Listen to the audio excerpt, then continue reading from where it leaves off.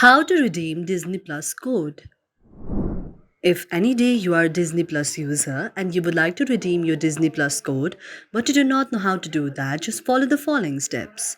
For this, first of all, you have to check whether you are connected to a stable internet connection or not. That may be your Wi Fi connection or your data connection as well.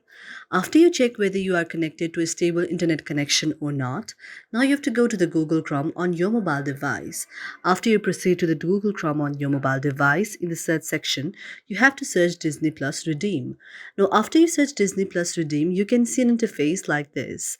Now, you have to tap on the first option, that is Disney Plus Redeem your code.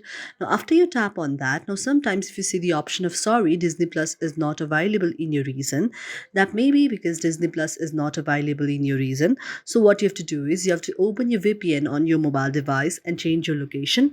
Otherwise, if you have Disney Plus on your very location, what you can do is after you tap on that, you can see the option of redeem your code, and you can redeem your code by just tapping there. Thank you for watching our video, and if you really like it, do not forget to subscribe our channel.